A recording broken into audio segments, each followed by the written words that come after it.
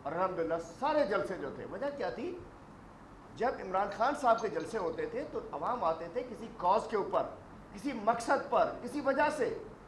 अब सबको पता था कि ये आर या पार भी इसलिए करना चाह रहे हैं कि इन्होंने अपने पैसे बचाने हैं, इन्होंने अपने लूटा हुआ माल बचाना है, इन्होंने अपनी जानें बचानी है, इन्होंने अपने केसेस से जानें छुड़ानी है, इन्होंने नैब से छुटकारा हासिल करना है, इन्होंने एनआरओ हासिल करना है।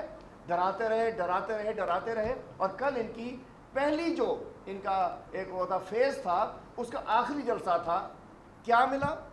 ख्वारी, रुसवाई। और कल कोई बेचारा कह रहा था कि मुझे 500 देकर लाए, मेरे पास वापसी के किराया नहीं है, मेरे पास कुछ नहीं है। अवाम लीडर के पीछे निकलते हैं। अभी पिछले दिनों आपने देखा होगा खलीज मैगजीन में एक सर्वे आया है, 32,000 उसका सैंपल है, 42,000, जो बड़ा सैंपल होता है, छोटा नहीं है। उसमें उन लोगों ने कहा कि 82% लोग 2023 में इमरान खान को वोट देंगे, इसलिए कि इमरान खान ने इन सब चोरों को एक जगह इकट्ठा करके बेनकाब कर दिया। कल उसी की हमने सबूत देख लिया। तो इनके जमले डेट दे रहे थे मुख्तलिफ। पहले मौलाना साहब ने कहा था मैं जा रहा हूँ, ये अभी मार्च में छोड़ देंगे, और उसके बाद इस्तीफे का एक टोपी ड्रामा सिंध में स्टार्ट किया हुआ है इन लोगों ने, 2 नंबर चोरों ने, लुटेरों ने, कि जी हम इस्तीफे दे रहे हैं।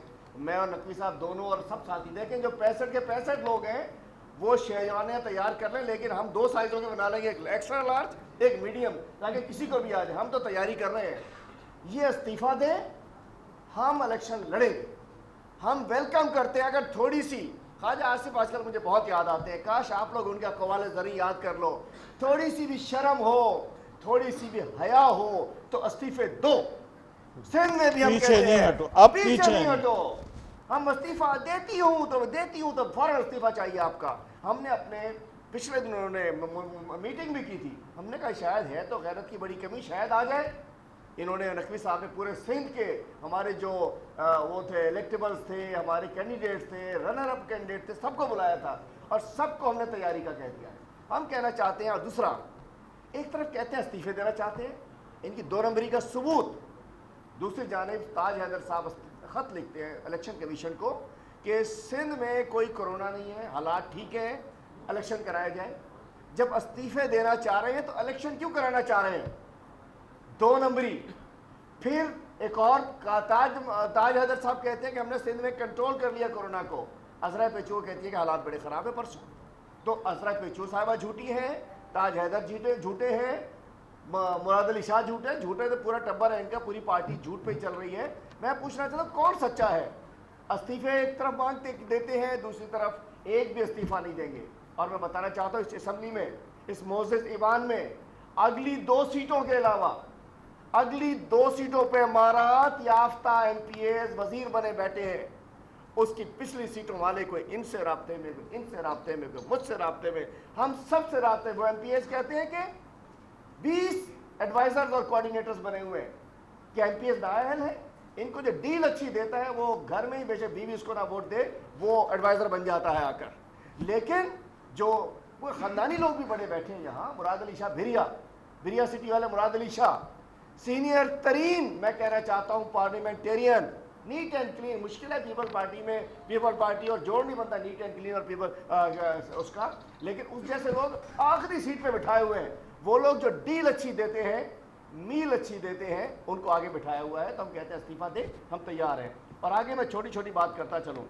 नकवी साहब ने बात की इंक्वायरी की, तो मैं कहना चाहता हूँ कि कैप्टन सफदर केस के बाद जो ड्रामेबाजी आप लोगों ने स्टार्ट की, तो मैं कहता हूँ पार्टी ख़त्म नहीं हुई, पार्टी अभी शुरू हुई है। और जिस अंदाज से वज़ीर आला हाउस से सिंध का एक्टिंग इंस्पेक्टर जनरल जो है फ़र्रुख बशीर है, SSP फ़र्रुख बशीर, जो कि होम मिनिस्टर भी है, जो कि IG भी है, ट्रांसफ़र भी करता है, पोस्टिंग भी करता है, अफसर भी लगाता है, चेंज भी कराता है, कमीशनिंग भी लेता है, उगराई भी करता है, मंथलियाँ भी वसूल करता है। CM हाउस से मैनेज हुआ और जिस अंदाज से एक म्यूटनी की फिजा पैदा की गई, हम कहते हैं कि आपने 3 गुजरा की कमेटी बनाई, वेयर इज़ द रिपोर्ट? आज तक किससे मिले हैं वो? हमारे भाई हम है ना स्टेक होल्डर, मेरा भांजा वकास खान PTI का मेरा कोऑर्डिनेटर है, उस तक से तो मिले नहीं है।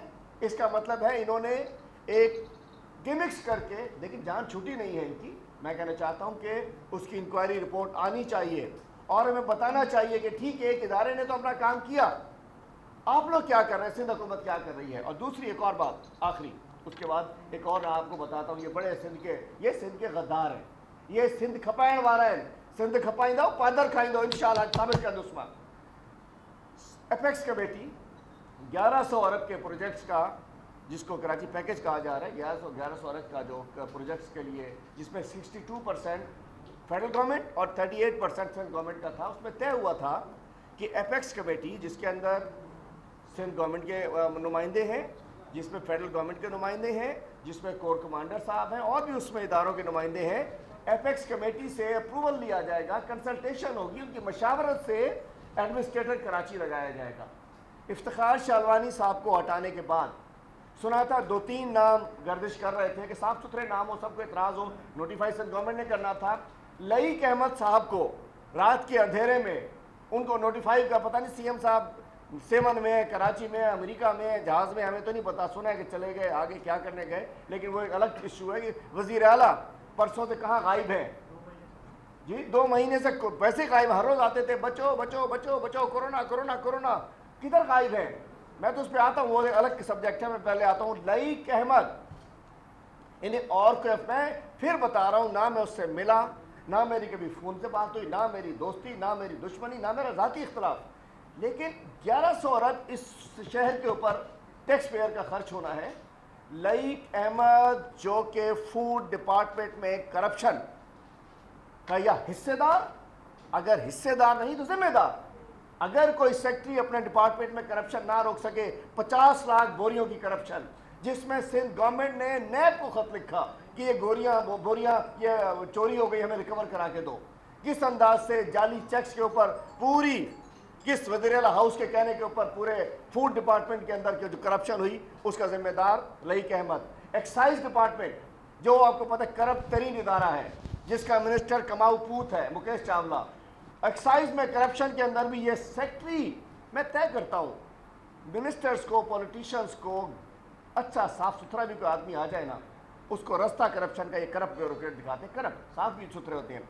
एक्साइज में भी सेक्रेटरी रहा ये लईक साहब, और वहाँ भी इन्होंने करप्शन की। दाखिल हो कोर्ट सफजल से या कश्मीर से, काली वर्दी में ये एक्साइज वाले बैठे होते हैं, डाकू लगता खड़े हैं, पैसे लेते हैं, शराब के गुत्तों में पैसे चलते हैं, गाड़ियों के रजिस्ट्रेशन में पैसे चलते हैं, होटलों के, घरों के, कमर्शियल उस पर भत्ता चलता है, उसके ऊपर भी सेक्रेटरी रहे। आज 1100 अरब का प्रोजेक्ट है, दूध की रखवाली पे बिल्ले को बिठा दिया गया। मैं समझना चाहता हूं कि मेरी बात हुई है, जो हमारे एपेक्स कमेटी में मेंबर्स, हमारे 2 फेडरल मिनिस्टर्स हैं, उनको भी एतमाद में नहीं लिया गया, लाजिम बात है किसी और को भी नहीं लिया होगा। हम कहते हैं कि इस पर नकवी साहब भी, मैं चाहता हूँ क्लोजिंग कमेंट ज़रूर देंगे, लईक अहमद साहब को फौरी तौर पर हटाया जाए और किसी नीट एंड क्लीन अफसर को, जो कि सिंध में भी मिल जाएगा, बेचारा की साइड पे बैठा होगा, उसको एडमिनिस्ट्रेटर कराची का चार्ज दिया जाए। हम नहीं चाहते कि जो पहले हमारे हज़ार अरब का पिछले 13 साल से ये बट्टे खाते लगा रहे हैं, हम नहीं चाहते कि इसका भी हशर ये वही करें। अब आ जाए जी, पिछले दिनों एक करारदाद आई, वज़ीर आला काबू खान नहीं, मुराद अली शाह साहब, वो आ गए, सिंध का दर्द उन्हें जागा और कहा कि जी सिंध खपाई ने ये कहने कि जी पता नहीं गवर्नमेंट ने क्या कर दिया।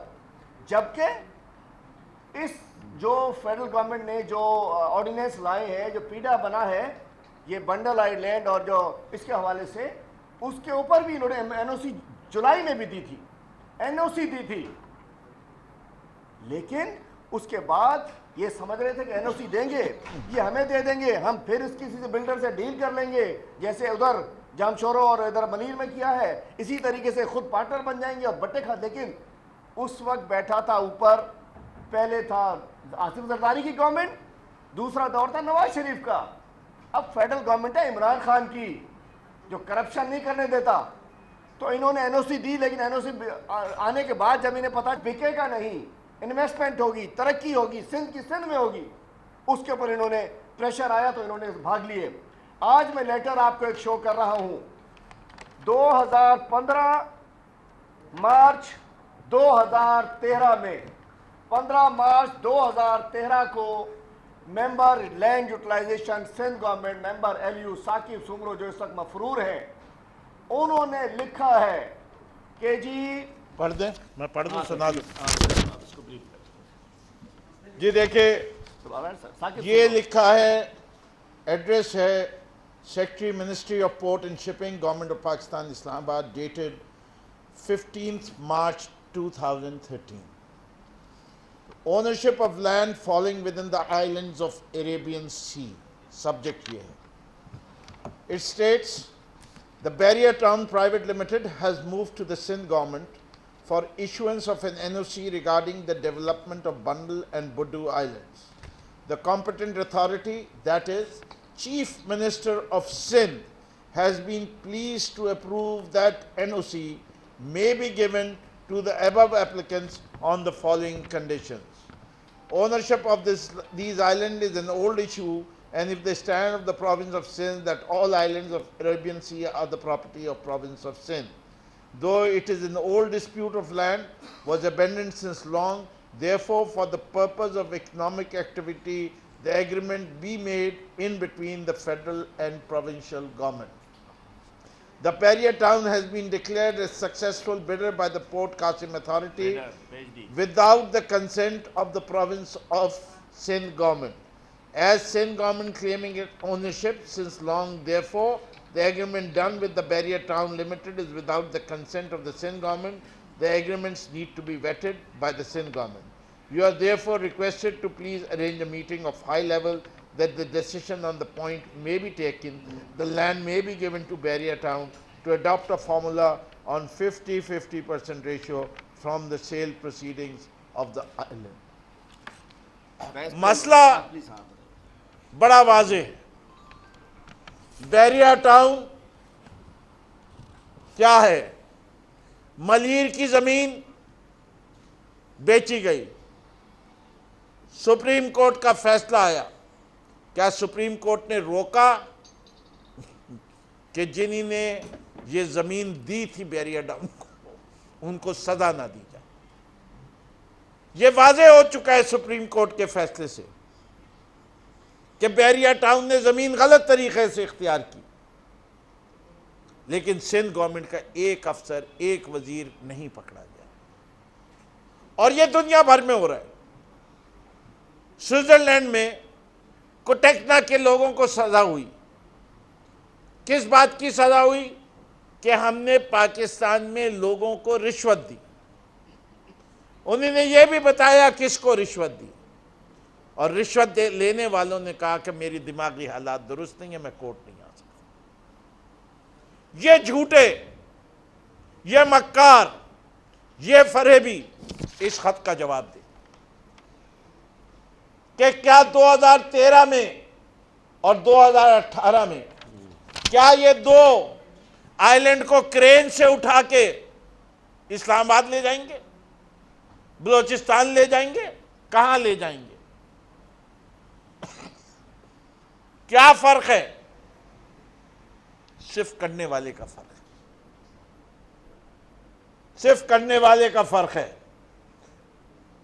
शायद इनको शिकायत यह है कि इनको हिस्सा ना मिले. हिस्सा लेंगे तो हिस्सा देंगे. हम तो हिस्सा लेने के चक्कर में ही नहीं है. हम तो कहते हैं एनवायरमेंटल स्टडी हो, माहीगीरों के हकूक रखे जाएं ख्याल, इंटरनेशनल कंसल्टेंट्स, मायानाज कंसल्टेंट इसकी प्लानिंग करें और इसकी एग्जीक्यूशन के ऊपर भरपूर निगाहें और ऑडिट हो. जो चीज़ सिंध हुकूमत करना चाहती है, जितनी शराइत लगाना चाहती है, मरकज़ उन सबको मेरे ख्याल से मानने को तैयार है, अगर उसमें सिंध के अवाम की बेहतरी है और तरक्की के रास्ते में कोई रुकावट नहीं. थोड़ा मैं ऐड करूंगा इसको, थोड़ा सा इसमें. चलिए फिर उसके बाद जी जी मैं बताना चाहता हूं, और सिंधी में भी आखिर में दो अल्फाज बोलूंगा, चूंकि इन्होंने 6 करोड़ सिंध के भाइयों को हमें इन्होंने बरगलाने की कोशिश की. ये सिंध का एक मायनाज अखबार काविश, और 2013 में अली काजी साहब इसके रूह रवा होते थे, जो सिंध के इशूज़ के ऊपर बात करते हैं. और एक दलेर सहाफ़ी सिंध का बेटा इख्तियार खोखर की रिपोर्ट काविश अखबार में है. जिसमें इस सारे किस्से को बताया गया। और उसके बाद इस लेटर में क्या है, इस लेटर में है कि उस वक्त आसिफ जरदारी साहब सदर पाकिस्तान थे, पीपल पार्टी की गवर्नमेंट थी, ये बहरिया टाउन को ये बिड करके बेच दिए गए थे। मां चवा तो सिंध खपाईंदो पादर खाईंदो, असांजे हथां बि खाईंदो, सॼी सिंध हथां खाईंदो। मतलब आज आइलैंड की डेवलपमेंट की बात हो रही है। इन्होंने कहा कि बिड करके बहरिया टाउन को दे दिया, और एक खास आदमी टप्पी मौजूद था उस वक्त। बहरिया टाउन का पार्टनर कौन है आप सब जानते हैं। उसके बाद सिंध गवर्नमेंट ने कहा कि जी हमें मंजूर है, लेकिन 50% सिंध गवर्नमेंट को भी दे दे। आज क्या फर्क है? वजीर आजम का कहना है कि अगर डेवलपमेंट हो तो एक एक रुपया जो यहां से रेवेन्यू आए वो सिंध पर खर्च होगा, 1 टका मरकज नहीं लेकर जाएगा। 1 टका मरकज, इन्होंने तो बिड कर दिया, पार्टनरशिप डाल दी, उधर कारूझर को बेच रहे हैं, जुल्फकाराबाद इन्होंने बेच दिया। मैं कहता हूं इन्होंने सिंध खपाए हुआ, ये गदार आहिनि सिंध जा, इन्हनि जा मुहांडा पे सुञाणियो, इन्होंने ये बेट असांजा 2013 में खपाइनि पिया, हाणे भी इन्हनि बेट खपाइनि जी साज़िश कई आहे। ये कारूझर पिया खपाइनि, इन्हनि बहरिया टाउन खे ज़मीनूं ॻोठ खपाए छॾियो, इन्हनि खे हिते करारदादूं कनि था। माण्हू जेको सिंधो आहे उथी वञे, सिंधी न वेही वञे, सिंधी सॼी सिंधी कौम के ये वर्ग लाइन था। इन्हनि तव्हांजे एम्बुलेंसूं खसे वरितियूं आहिनि, तव्हांजी दवाऊं खतियूं आहिनि, तव्हांजी किताबूं खतियूं आहिनि। तो इंशाअल्लाह इसके ऊपर मैं चाहता हूँ सब देखें। और नकवी साहब अब आप इस क्लोजिंग रिमार्क्स दें। ये आखिर में हम 31 दिसंबर का बेचैनी से इंतजार कर रहे हैं और ये देखेंगे कि जो इन्होंने वादा किया है मौलवी जी से और अपनी फेवरेट कज़न से, जिसका अब्बा फरार, जिसका भाई फरार, जिसकी एक साड़ू उनके खानका उनके फादर इन लॉ वो फरार, दूसरा भाई फरार, उन सब मफरूरों से जो वादे किए हैं वो बिला वजह भुट्टो 31 दिसंबर को एक एक शख्स आएगा, आगा सिराज दुरानी के सामने खड़ा होगा और अपने हाथ से लिखा हुआ इस्तीफ़ा देगा और रिज़ाइन करेगा, और इंशाअल्लाह इलेक्शन भी होंगे सिंध में, और फिर हम भी तैयार हैं और हम ये उम्मीद रखते हैं कि ये बाकी असेंबलियों में भी यही करेंगे। और हम इंतज़ार करते हैं, अगर तुम सच्चे हो तो जो कौम से तुमने वादा किया था कि हम इस्तीफ़े देंगे, इस्तीफ़े दो। और हम खान साहब से भी दरख्वास्त कर रहे हैं कि फौरी तौर पर हर सूबे का पार्लिमानी बोर्ड को एक्टिवेट करें और इनकी सीटों पे जिन पे ये रिज़ाइन कर रहे हैं उस पे एप्लीकेशंस तलब करें। हम एक अदना कारकुन से पाकिस्तान तहरीक इंसाफ के, हमारा हर शख्स हर वक्त इलेक्शन के लिए तैयार है। तुम्हें नुकसान है, हमें तो कोई नुकसान नहीं। देखते हैं तुम में कितनी तप्पड़ है। आओ साहब। नकवी साहब, आपने अभी जिक्र किया इस्तीफों का, बिल्कुल थोड़े से दिन रह गए तो पीटीआई ने फैसला कर लिया कि सिंध का वज़ीर आला फिर पीटीआई की जानिब से कौन होगा। खुर्रम शेख ज़मान पीपल्स पार्टी के पीटीआई के सिंध में सीनियर कारकुन है कि उनको नामजद करेंगे या डॉक्टर इमरान शाह को नामजद करेंगे? हर वो शख्स जो एमपी बन सकता है उसमें से कोई भी नॉमिनेट हो सकता है। लोगों में से कोई भी हो सकता है जी। हमें इस बात का एक फ़ख्र हासिल है कि हम नोट नहीं लगाते कोई पोजीशन लेने के लिए। जिस पे इमरान खान साहब समझेंगे, पार्टी की लीडरशिप समझेगी, आला क़यादत कि वो सिंध की बेहतर खिदमत करेगा, वो इंशाल्लाह अगला सीएम भी होगा। फिरदौस साहब, एक तो मुशीरों की फौज तो माशाल्लाह इमरान खान ने बहुत बड़ी भरी हुई है जी। मुशीरों की फौज तो जिनको घर में कोई वोट न दे उनको मुशीर बना दिया इमरान खान साहब ने भी। एलएनजी स्कैंडल 122 अरब रुपए का है। उनके जो मिनिस्टर का काम ही यही है कि सोचना है, अपना तजर्बे से फ़ायदा देना था, लेकिन 122 अरब रुपए का नुकसान पहुंचाया गलत टाइम पे टेंडर करके बिड देकर। तो ये सवाल के इतने सोचने का काम था वो भी नहीं किया। नंबर 2, सीपेक अथॉरिटी के आप मुझे समझा सकते हैं एलएनजी स्कैंडल अगर आपको समझ में आया हुआ है? सर आप शादी के प्रोग्राम देख लें। नहीं, मैंने तो देखा, उसका जवाब भी देख लिया आप, उसका जवाब भी देख लें भाई, उसका जवाब भी देख लें। 122 अरब का स्कैंडल के ऊपर ऑयल की प्राइसिंग दुनिया भर में जिस तरह होती है और किस वक्त ख़रीदा जाता है, उसके अंदर बहुत टेक्निकल इश्यूज़ हैं तो इसके लिए अगर आप आना चाहें मैं आपको दावत देता हूं, मेरे दफ्तर आ जाए, मैं डिटेल में आपसे बात करूंगा, इसमें बात कर लूँगा। सारे सहाफ़ी इस मौजू के ऊपर खुद हम नदीम बाबर को, उमर अयूब को यहाँ बुला लेंगे, वो भी देंगे। मैं भी इस काबिल हूँ, मेरा भी पावर सेक्टर से ताल्लुक़ रहा है कि मैं आपको दे सकूँ। आज की प्रेस कॉन्फ्रेंस से इसका मौजू नहीं बनता। आपका आपके कहने का मतलब ये कि आपकी गवर्नमेंट में सब फरिश्ते हैं माशाल्लाह। अल्हम्दुलिल्लाह। हमारी गवर्नमेंट में इस बात को हम कहने को तैयार हैं कि जो चोर होगा उसको हम छोड़ेंगे, चाहे वो दूसरों में हो चाहे हमारी में हो। पापा जो